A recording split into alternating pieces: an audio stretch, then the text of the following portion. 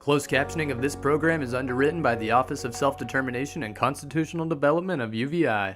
The views expressed on this program are not necessarily those of WTJX, its board, staff, or underwriters.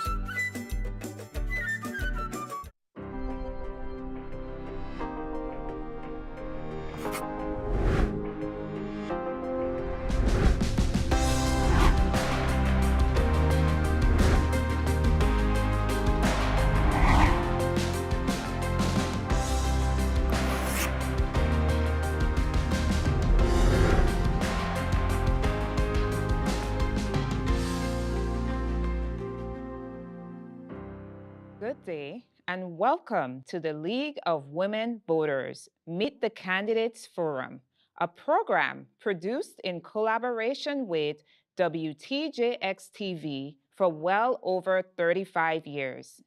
It is our hope that through these programs, you, the voting public, will have a better understanding of each candidate running for elective office in the U.S. Virgin Islands.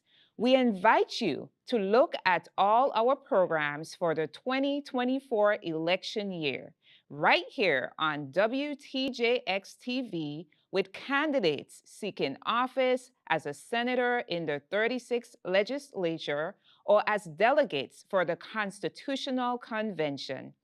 For the first time also, we are interviewing candidates for the boards of education and election. Although all the candidates for these positions were invited, not all responded or accepted the invitation.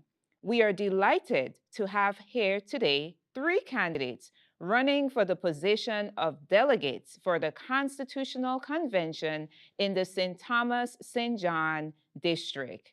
I am Dr. Andrea Dorsey, a member of the League of Women Voters of the Virgin Islands, and I will serve as the moderator for today's program. The candidates have been informed in advance of the guidelines for the program. No candidate had access to the questions in advance.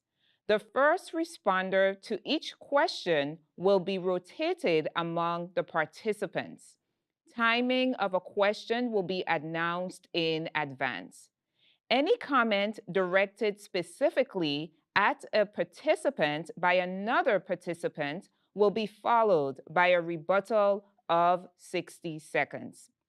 A 45-second follow-up may be allowed. All are expected to be respectful of everyone else. So let's begin. I will ask each candidate to identify who they are and to state their ballot number. We will learn more about each as our discussion ensues. So let's start with Mr. Stedman Hodge Jr. Hi, good day. I'm Stedman Hodges Jr., candidate number 5 as a delegate for the 6th Constitutional Convention. Thank you. And now we have Mr. Riddell A. Hodge Jr.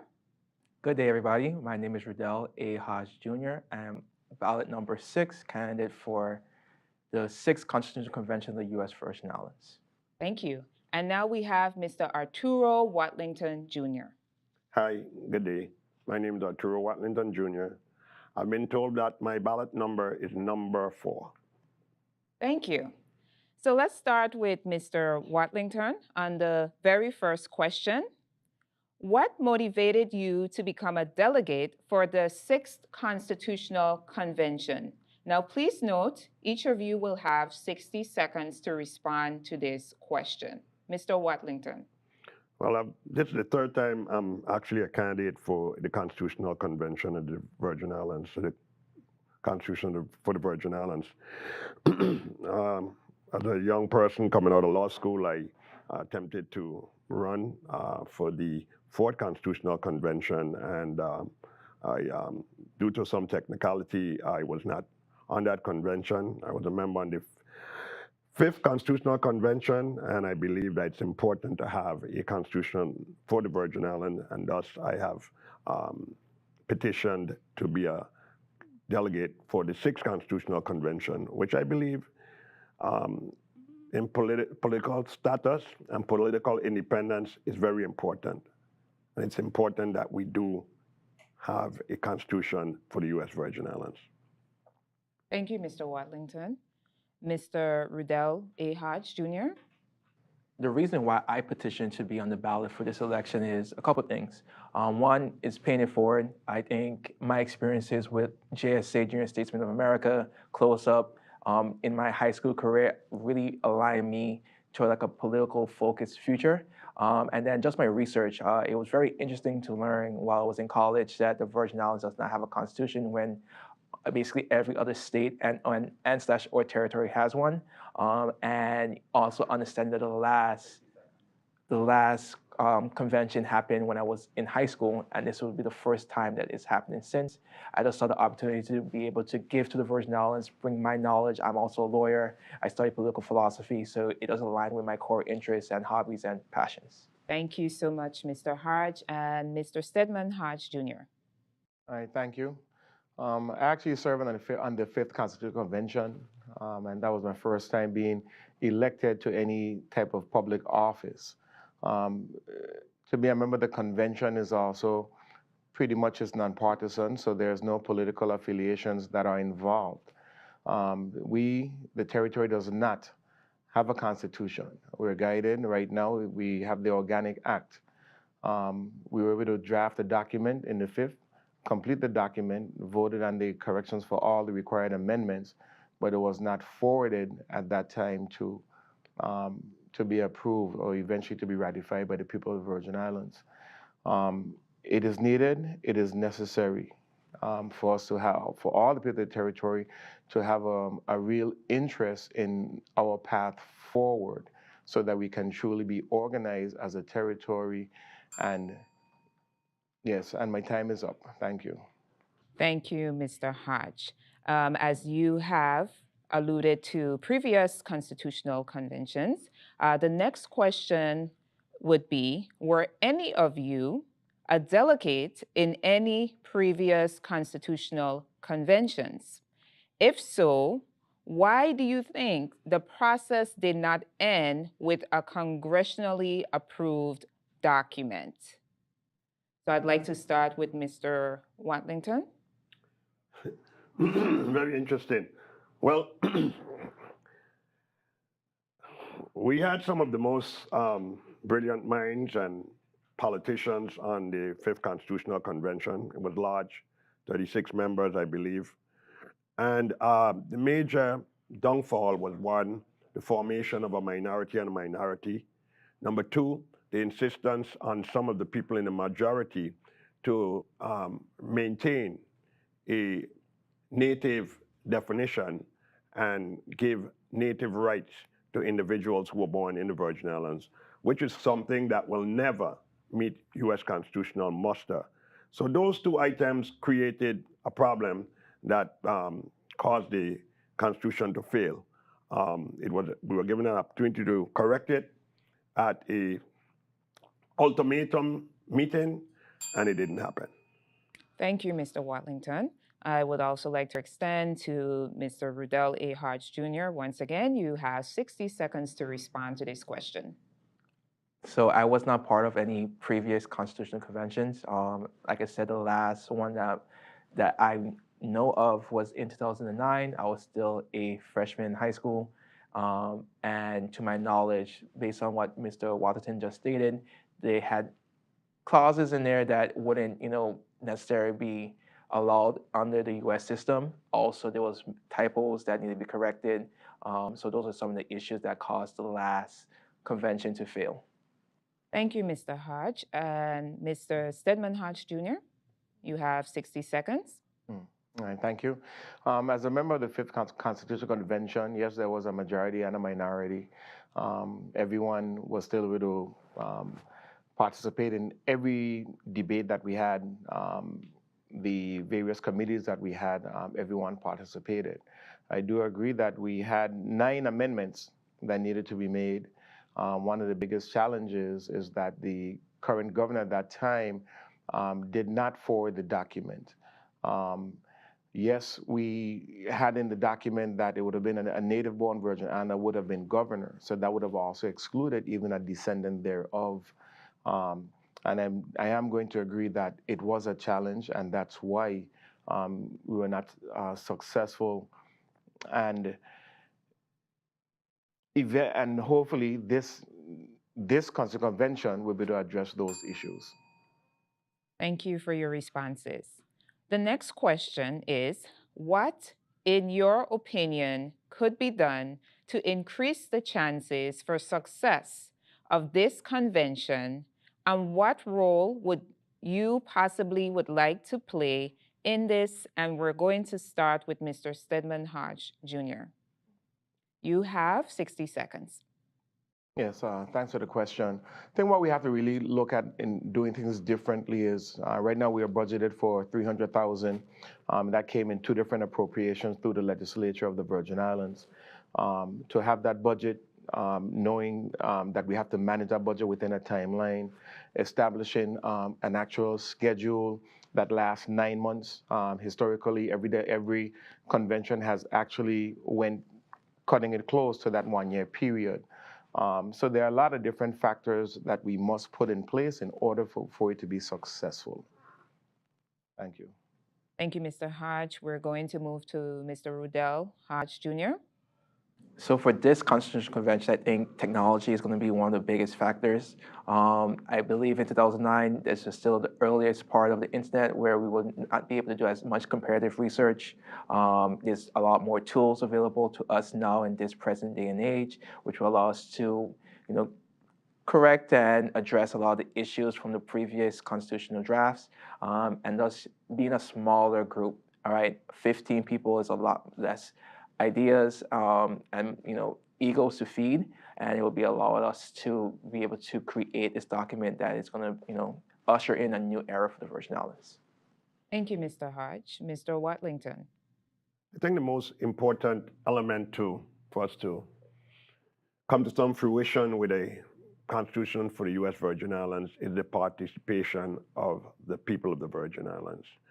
People have to show the interest, especially those, as I would say, youngers who are coming after me. I'm happy to see Mr. Rudell Hodge here, and I hope to see many other younger persons taking an interest. We have 7 seats that are available in this district, and only 4 people actually filed a petition to run. And again, that shows a lot of political apathy, and I hope that we can start to create interest in the younger folks who can understand that politics really influence the economy of the Virgin Islands. Thank you, Mr. Watlington. Now, our next question speaks to attitudes, dispositions, and talents in preparation for this position. What do you see as the talents or skills or attitudes needed by all delegates if the convention is to be a success? And we will start with Mr. Watlington. You have 50 seconds for this question. Compromise, calmness, compromising, and sensitivity. Based on my experience, having served as a senator, you have to be willing to compromise, and you have to be willing to use your common sense, and you have to do it in a calm manner. That's not one of my best attributes. However, I've become very intolerant over the years. However, when you deal with a number of people, you have to keep those factors in mind. And hopefully that is something that all of us can practice to do. Be calm, be sensitive, and compromising. Thank you, Mr. Watlington. We're going to move to Mr. Rudell Hodge Jr. So I like to describe this convention as a big group project of Virgin Islanders. And in order for this to be successful, we have to be able to collaborate, all right?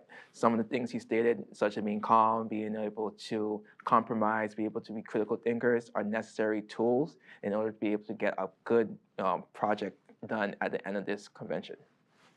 Thank you, Mr. Hodge. And now we're moving to Mr. Stedman Hodge Jr. All right, thank you. And I'm going to piggyback off the same words: compromise, commitment, and communication. 3 C's. It's important that we work together. If not, it would be problematic. We have a number of delegates who are going to have certain strengths, certain experiences, and based on their experience, even when it comes to a committee, whether they're going to chair the committee, be a vice chair, participate in other committees, is about getting the work done. I'm not an environmentalist, okay, but I may have input and participate in those discussions. But during those same discussions, should I want to give pushback? No, it's up to the people to decide that. Thank you so much, Mr. Hodge. Our next question, as a follow-up, how have you each demonstrated the skills you have shared in your career or life? We're going to start with Mr. Stedman Hodge Jr., and you each will have 60 seconds to respond to this question. Well, my background is actually human resources, labor relations, and compliance. I've been doing that for many years. I'm a certified EOC investigator as well. Have a project management certificate when I did my master's in public administration with an emphasis in government management. Outside of that, I'm a former elected delegate to the 5th Constitutional Convention. I'm a former senator. I'm currently the state chair of the Democratic Party of the Virgin Islands. So even though we have this whole mix, it brings something to the table. But at the same time, I have to be an active listener and take everything and contribute so that as a member of the 6th Constitutional Convention, I am productive and we are all productive and doing the right thing to move the document forward. Thank you, Mr. Hodge. Mr. Watlington? I think my experience speaks for itself. Been an attorney for 44 years, chief territorial public defender, chief legal counsel of the legislature, 3-term senator, member of the Board of Elections for over 20 years, member of many organizations and various corporations and businesses. And I've lived in the Virgin Islands pretty much all of my life. I have the willingness to serve and the willingness to see this objective through before I go to the great beyond. Thank you, Mr. Watlington, and Mr. Rudell Hodge Jr. So based on my personal experiences, I believe I'm a perfect fit for this role because, I'm a lawyer. I am, I studied political science, philosophy at Binghamton University, a public Ivy in upstate New York. I went on to law school at FIU College of Law. I'm a member of Alpha Phi Alpha Fraternity Incorporated that teaches leadership and, does political savviness. I think all of those things allows me to be able to collaborate with my peers, to be able to create this document. And I also think the most important thing is I'm passionate about the Virgin Islands. This is my home. This is a place I love. And this is a place that I want to see, be great. And this is one of the few steps that we could take to create a greater Virgin Islands. Thank you, Mr. Hodge. So we're moving to the next question, which speaks to diversity and its impact in what we do here in the territory. So the question is, given the diverse demographics of the territory, how will you ensure that all voices can be heard in developing our Constitution? And so we're going to start with Mr. Rudell A. Hodge Jr. You have 60 seconds each to respond to this question. So actually, pillar number 2 of my campaign, my platform, is actually based on broad community representation. The Virgin Islands of yesteryear, of 2009, is not the Virgin Islands of today. And we have to make sure that we are speaking and talking to the people that make up the current Virgin Islands and the future Virgin Islands, right? So we have to make sure that it's a balancing act, right? We have to make sure that we are protecting the interests of the current people and the future people.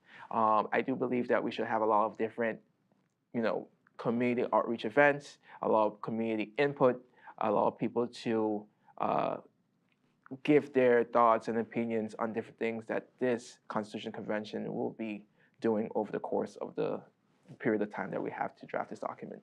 Thank you, Mr. Hodge. We're going to move to Mr. Stedman Hodge Jr. Hi, thank you. Diversity is very important, especially to make sure there's equity all across the board. I can speak to myself. Three of my grandparents are not born in the U.S. Virgin Islands. My wife is from the Commonwealth of Dominica. So when we talk about diversity, it's all inclusive and how all those cultures come together at the same time. We are a U.S. territory. So it's a dynamic mix. And culture has to be incorporated into everything as we move forward.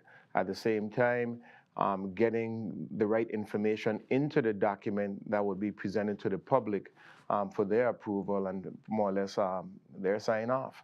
Then we'll finally have a constitution in the U.S. Virgin Islands. Thank you, Mr. Hodge. Mr. Watlington. As you've said, we have to recognize the diversity of this community and how it stands as it is today. People from all over the Caribbean, South America, Hispaniola, and many other places. And we have to engage all those people.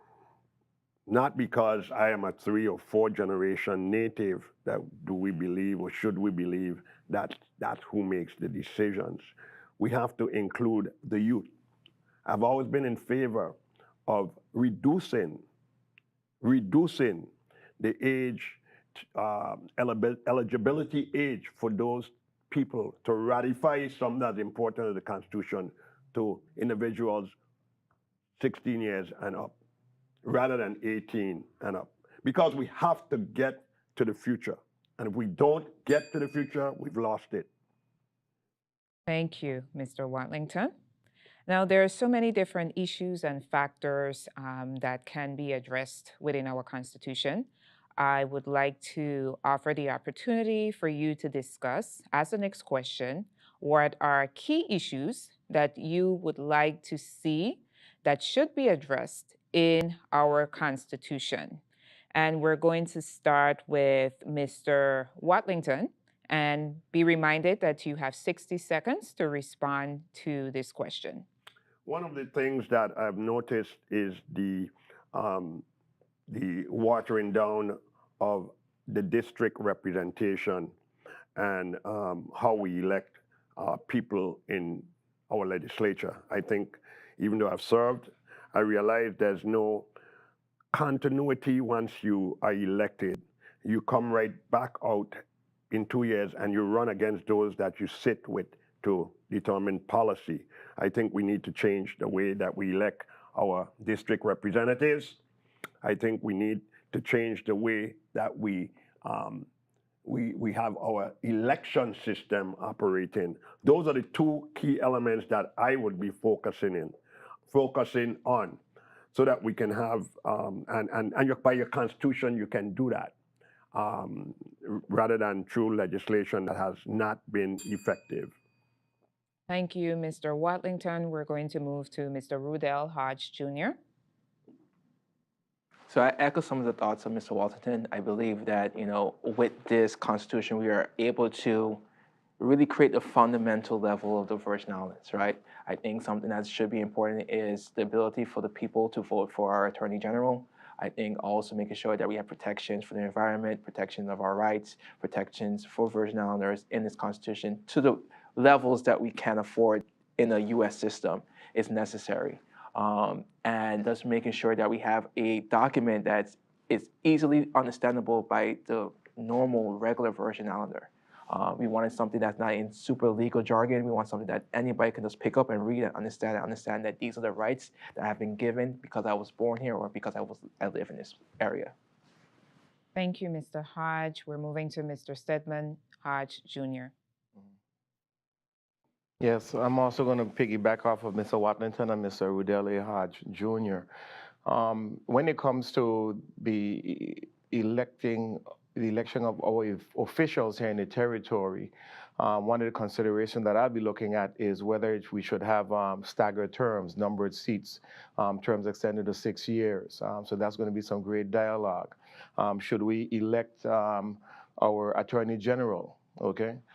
Which would create any type of conflicts of interest based on who that attorney may have represented, but now it's the people that's making that decision. So There's a number of other key areas, but overall, I'm quite sure that this sixth Constitutional Convention is going to drive a different narrative, and ultimately, we will have a constitution. Thank you, Mr. Hodge. Now let's shift to looking at and discussing earlier iterations of our constitutional efforts. And so the next question speaks to when we reflect upon early iterations of our constitutional efforts, some delegates conflated issues of political status with those of government organizations and functions within a territory. If this occurs again, how can it be addressed? We're going to start with Mr. Stedman Hodge Jr., and please be reminded that you have 60 seconds to respond to this question. Yes, can you repeat the question for me, please? Sure. In earlier iterations of our constitutional efforts, some delegates conflated issues of political status with those of government organization and function within the territory. If this occurs again, how can it be addressed? Yes, and this is over the many years, even if it's outside of the previous conventions. Status has always been an issue. Should we have a status? Should we be independent, a state, or even a commonwealth? And we need to decide that first.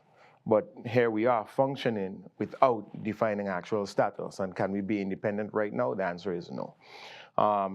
Now, when we tie that on to government agencies, I remember in the Fifth Constitutional Convention, we were talking about changing the, I think it was the seal of the U.S. Virgin Islands, but that comes also with an additional cost.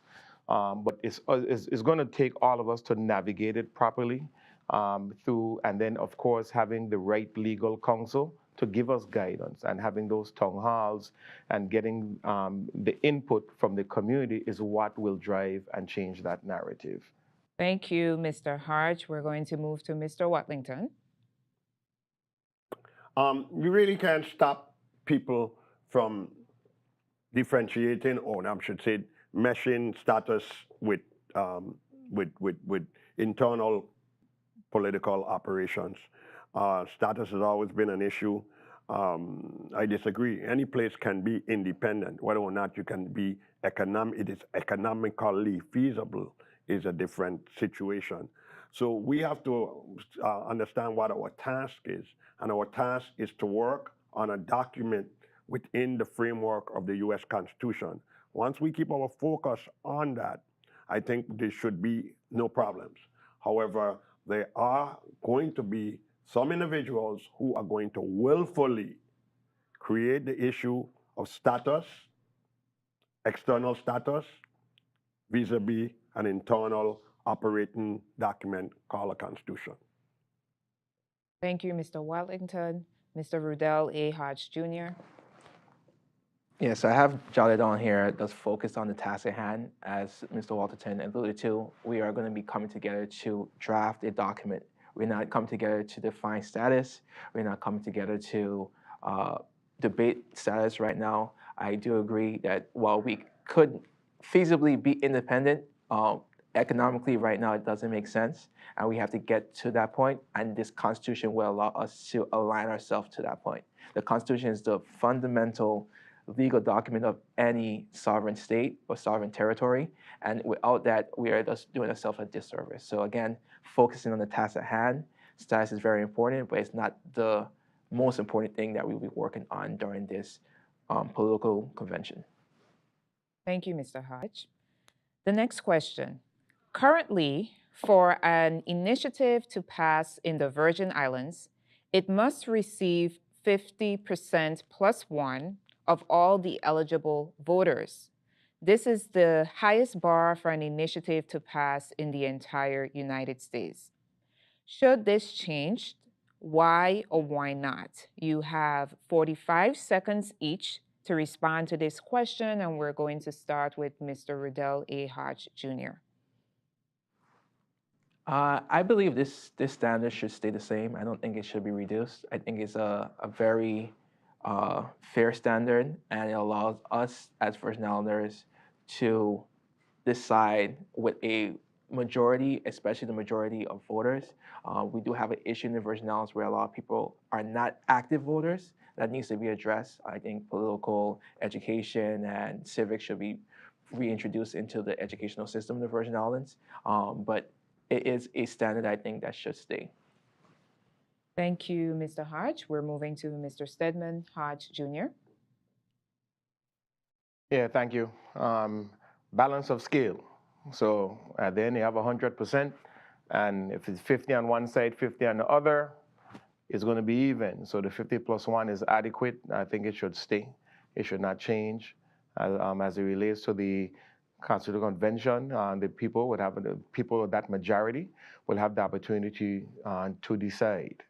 I think it's going to be incumbent upon all delegates to make sure that we are doing what we need to do with marketing, which has been a challenge in the Fifth Constitutional Convention to get all information to the public in general. Thank you. Thank you, Mr. Hodge. Mr. Watlington. An initiative is what it means, an initiative.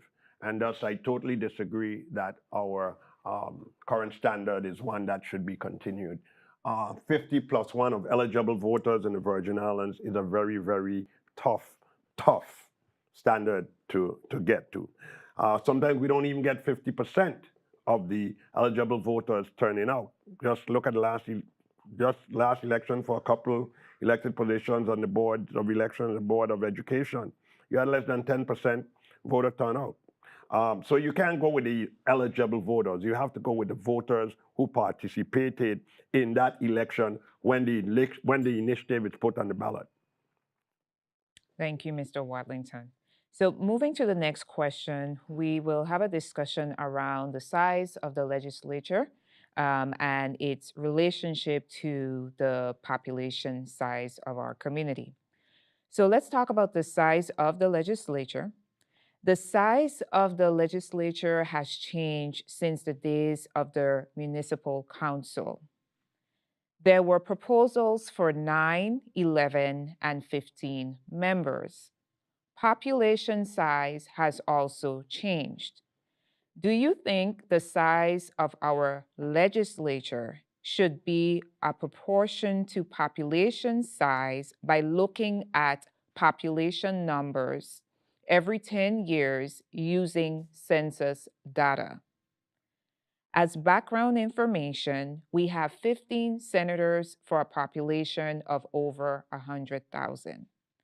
We still have 15 for a population of about 85,000 and a seemingly decreasing population as more people move away.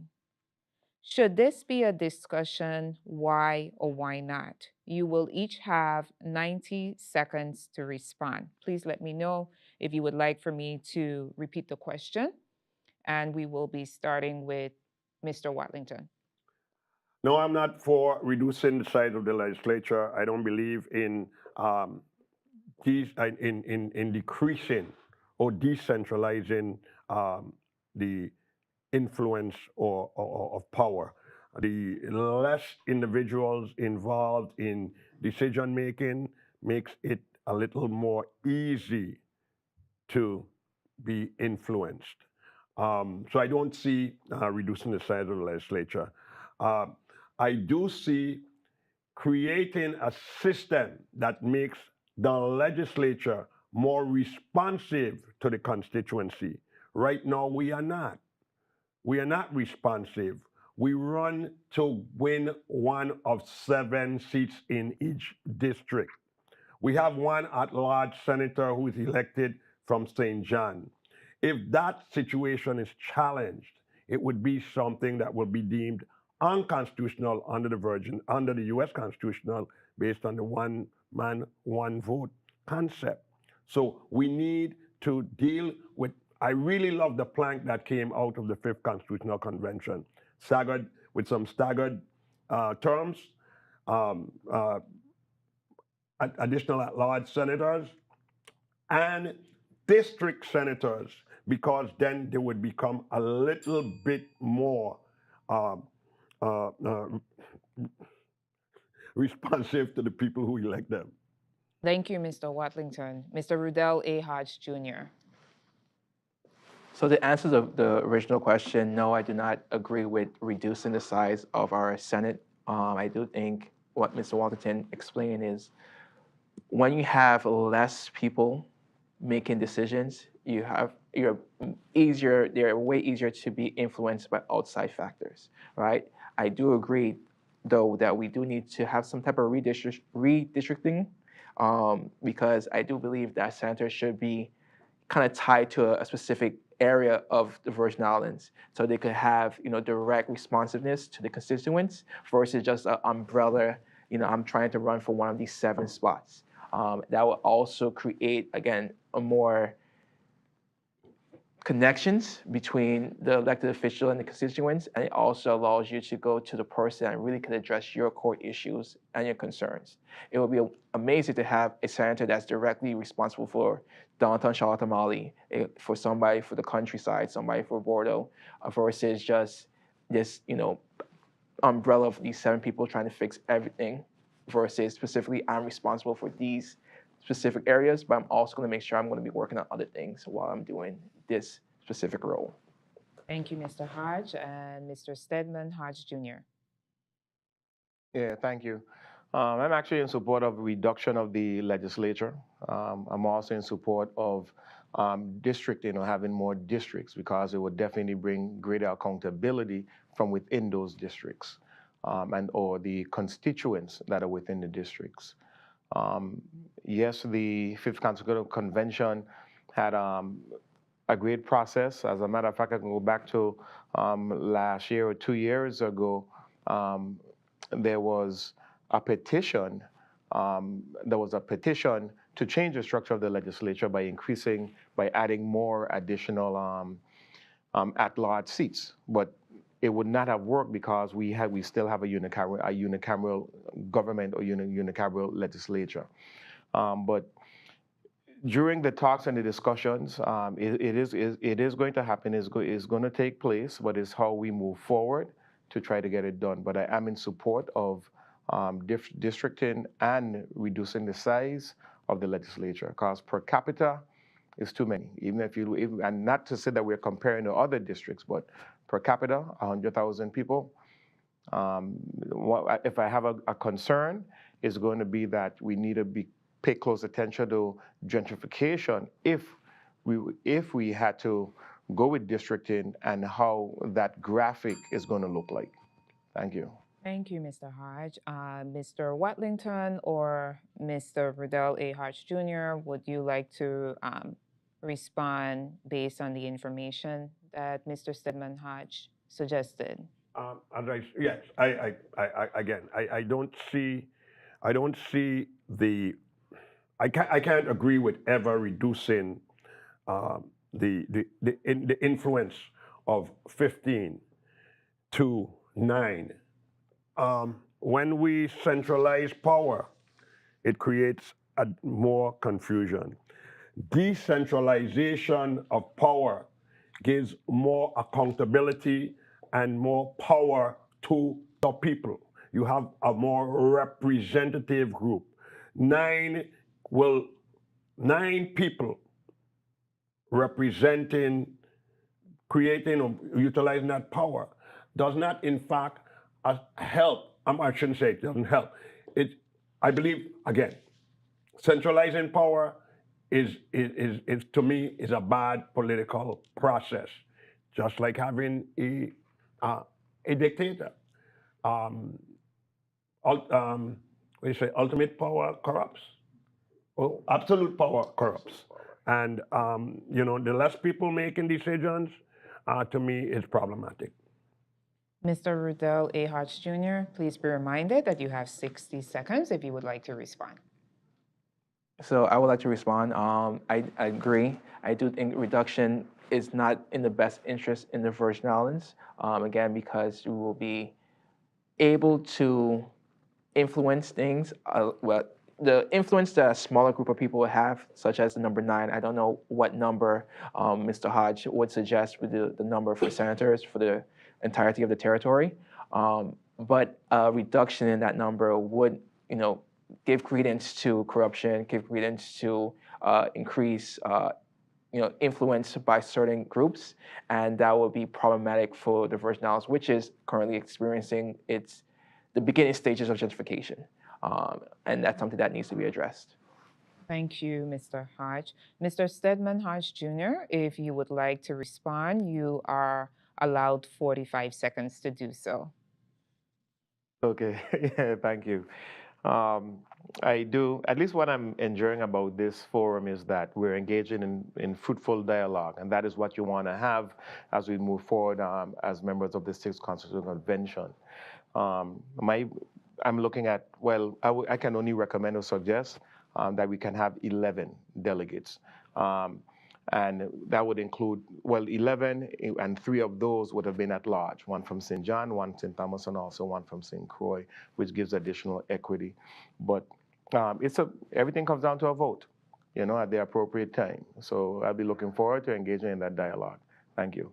Thank you, Mr. Hodge. I know that we had some brief communication on St. John. So here's a question that allows us to further discuss. So let's look at St. John.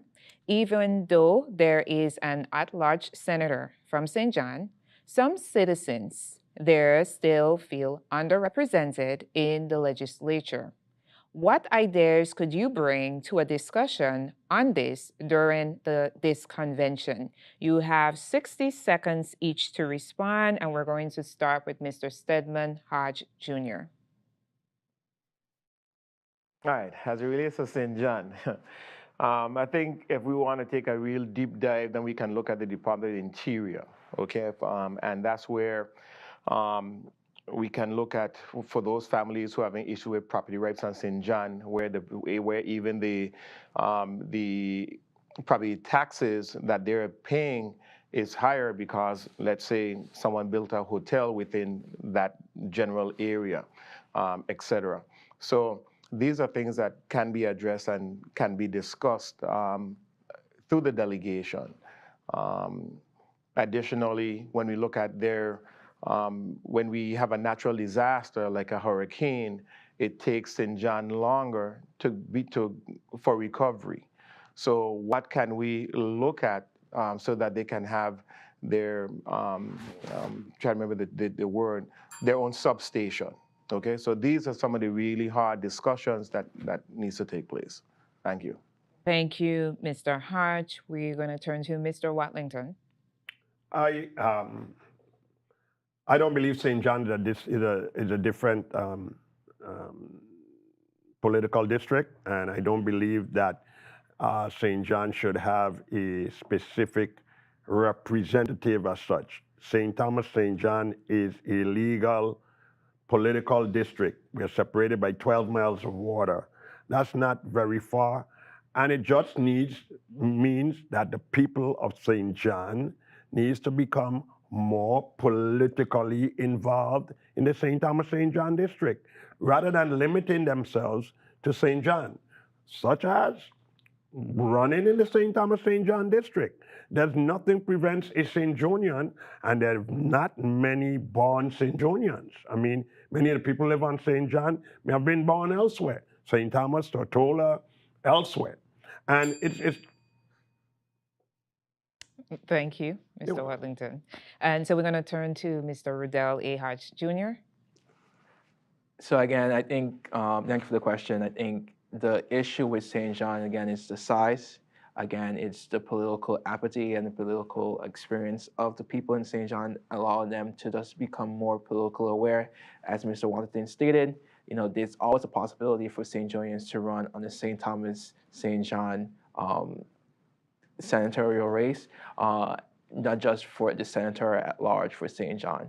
I also do believe that in this constitutional draft, if some of the ideas that are speaked about on this platform right now about redistricting the different jurisdictions and allowing more voting allow more input for voters in those districts directly to a senator would also allow St. Joinian issues and problems to be addressed in a much more comprehensive way. Sure. Mr. Watlington. On a follow-up to that, this sixth constitutional convention race is a classic example of what I'm talking about. The fourth person who is quote unquote already, if you can say automatically a delegate, is a resident of St. John. He didn't run as an at-large senator from the island of St. John. He participated as a resident of St. John in the St. Thomas St. John district. So there's nothing wrong with it, and we need to practice it. Thank you for your thoughts. So the next question is pertaining to the importance of public engagement. As we know, public trust is critical to effectiveness and efficiency in government. So what strategies could you promote to keep the public engaged or informed of the work of the convention? We're going to start with Mr. Watlington, and you have 45 seconds to respond. Engage younger people. Engage younger people. Engage organizations of younger people. Engage AARP. Engage in the Rotaries. Engage the League of Women Voters. Engage all the entities that has a membership, that has a voice, that can spread the word. But my focus and the main focus should be engagement of the younger generation who is coming.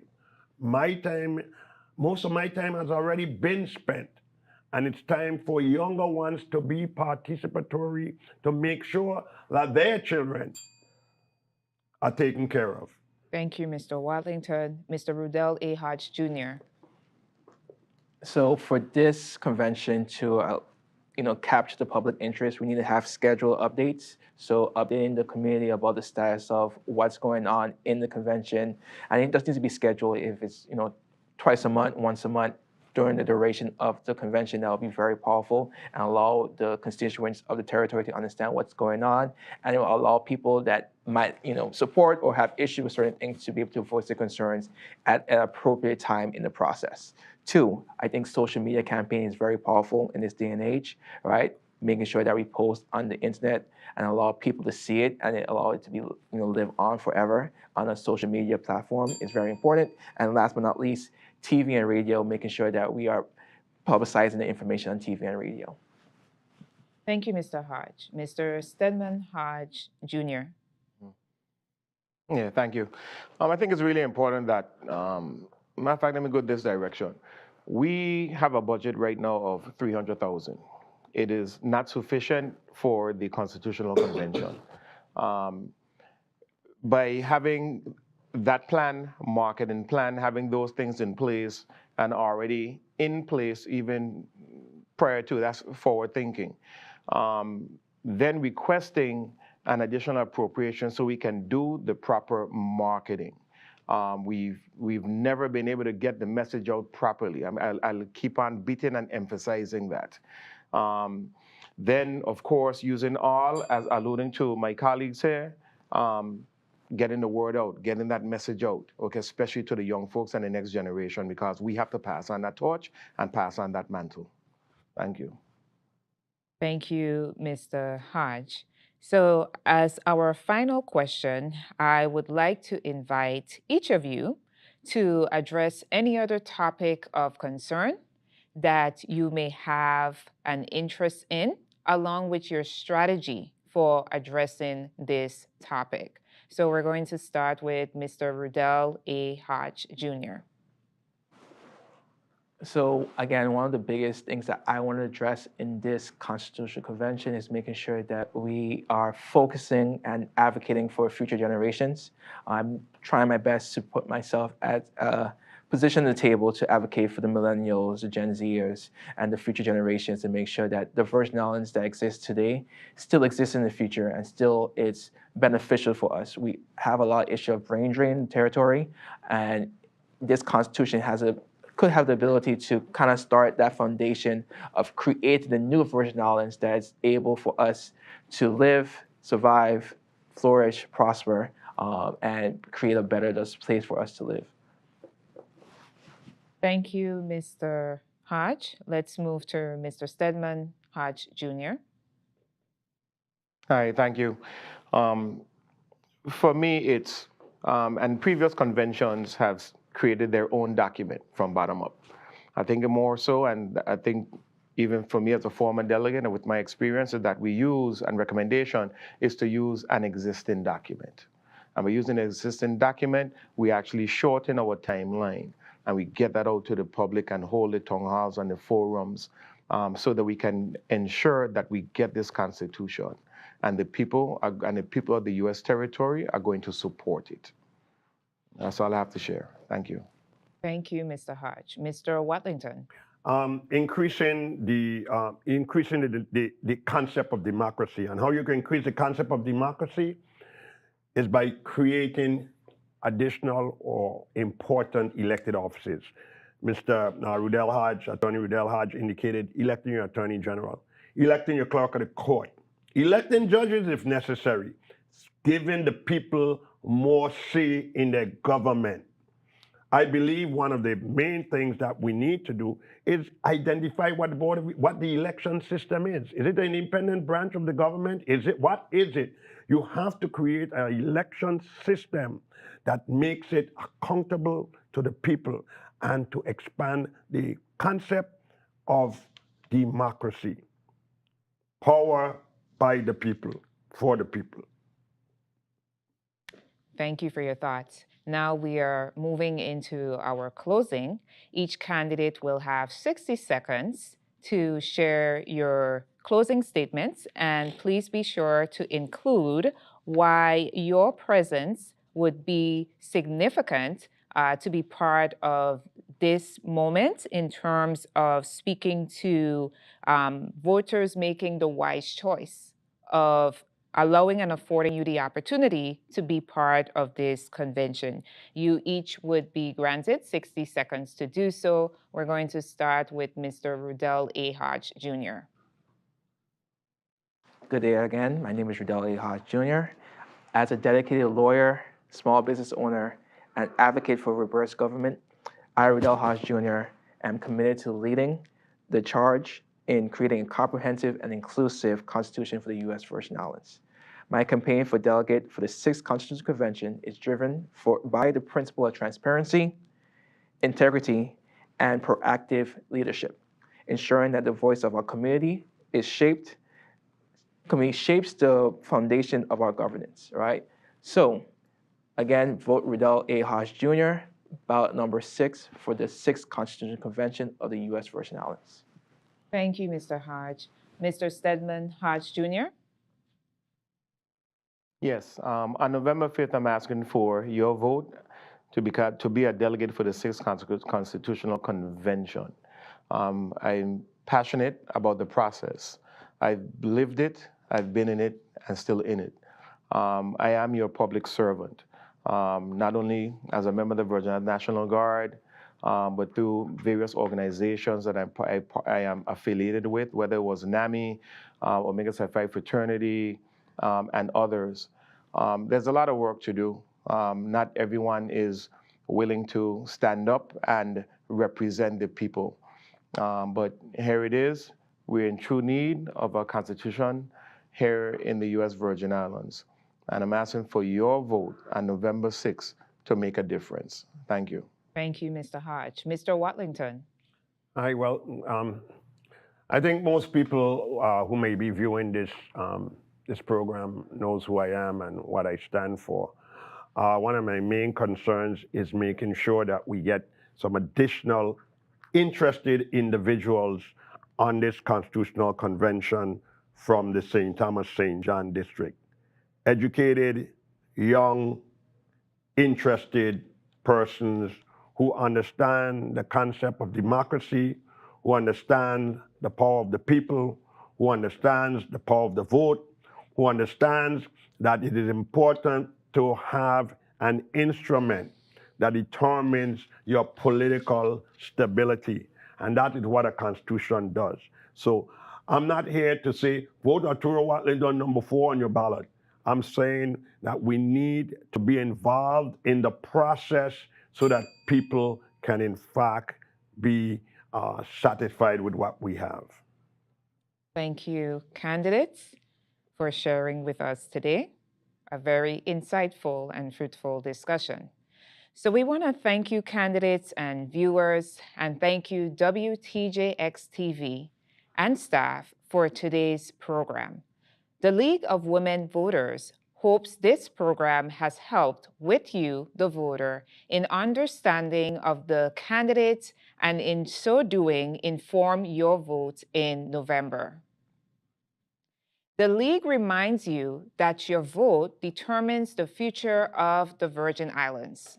Every vote does count. During elections, we often see an individual who barely makes the cut because a few more people did vote, or one who barely loses and wishes if only a few more persons had voted. So, let your voice be heard by your vote. It's your right. Take it. Thank you for watching. I am Dr. Andrea Dorsey for the League of Women Voters of the Virgin Islands, saying, vote early or vote in November. Just vote.